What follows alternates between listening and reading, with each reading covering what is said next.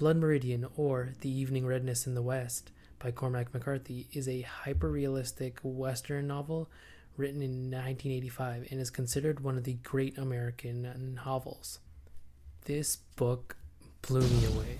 I wouldn't dare classify myself as a literature expert, and my insights into this novel may only scratch the surface of this epic book. But I think this review will help people who have either never heard of the book or are too intimidated to start it. It may even help someone who's picked this as their book report and is starting to have second thoughts. So I had been recommended this book by a close friend of mine, but it sat on the back burner for years. I also know for a fact I would have hated this novel or put it down to gather dust for the foreseeable future if I had even read it 3 or 4 years ago.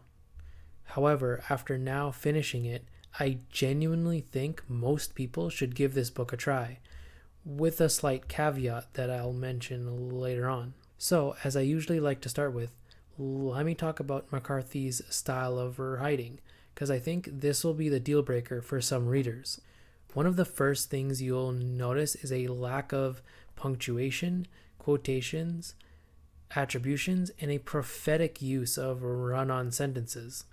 This can make the page look daunting, as you'll see large blocks of text without any indication of when a character is speaking or when there is a line of thought. This is the biggest reason why I don't suggest Blood Meridian be your first Cormac McCarthy novel.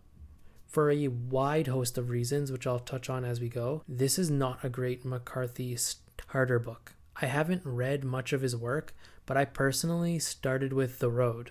McCarthy's writing is also heavily descriptive.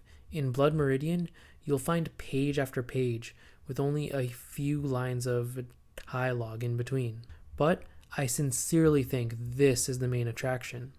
If you can get past his style and his approach to writing, then you are in for a feast. Cormac McCarthy is a goddamn wizard with the typewriter. Because of course, he still writes with a typewriter. His sentence structure and word choice are near biblical in scope and magnitude, just begging to be read aloud. Now, I'm a dummy. I don't claim to have understood every sentence in here. I can confidently say I understood like 3/4 of this novel. There are some complex sentences in here that urge you to reread them and to really take your time with them. Even with the passages I didn't fully understand, McCarthy was able to convey the overall sentiment very well. The overwhelming feeling of dread, nihilism, and sheer brutality are always conveyed. I can flip to any page in this book and read aloud, and you'll understand what I mean. For example,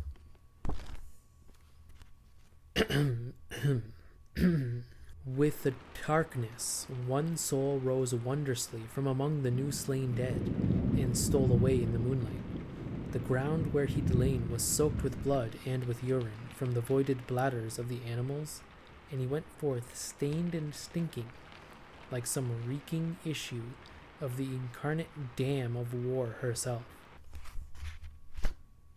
See what I mean? Speaking of sheer brutality, it'd be an understatement to say this book is violent. The story follows the kid, an orphan who joins the Glanton gang as they hunt for Indians and take part in the business of scalping.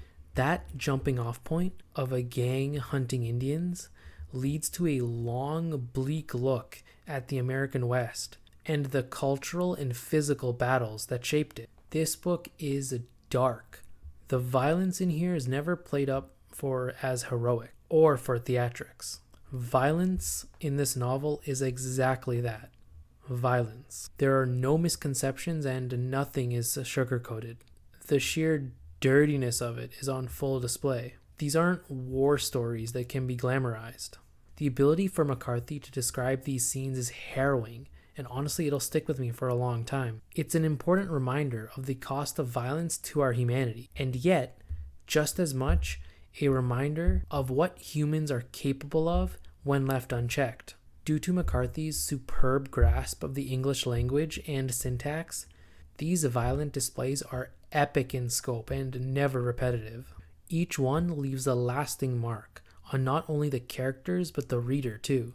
While the characters eventually appear numb to it, I, the reader, never did. The characters in here are also mythic in scope. We never learn the name of the kid, and honestly, we don't need to.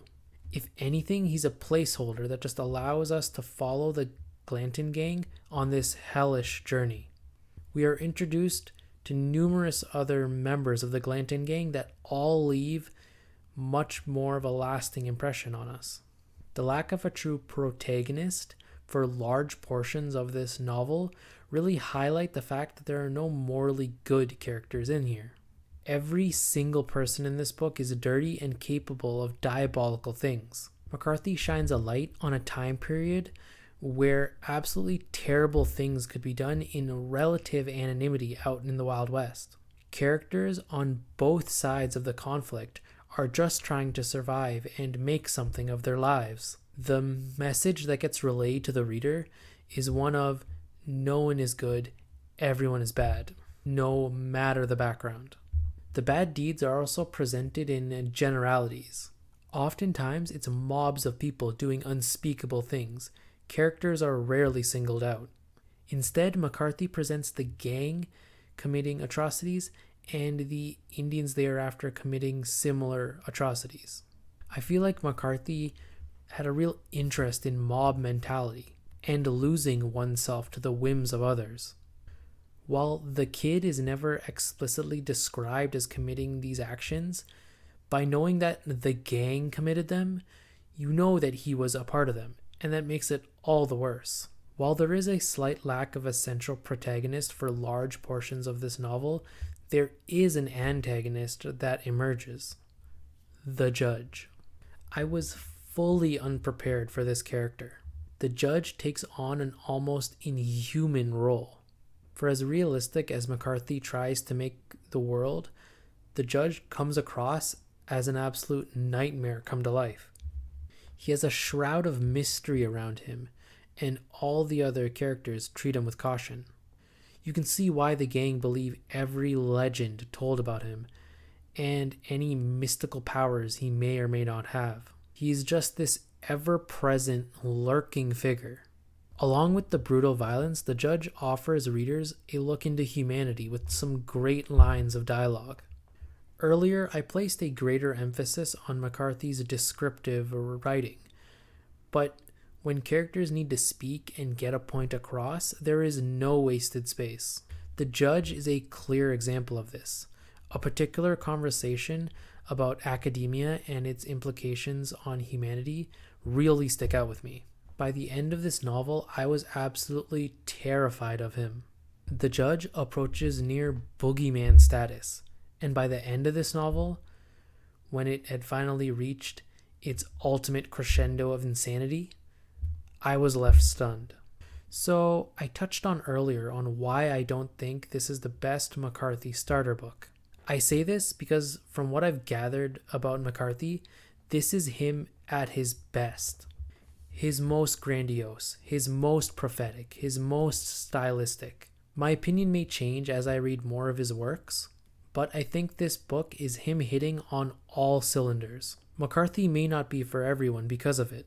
The McCarthyisms he has may be off-putting, but I do think people should give it a try. As much as I praised McCarthy's descriptive writing, I'd be lying if I didn't admit I was bored at some parts.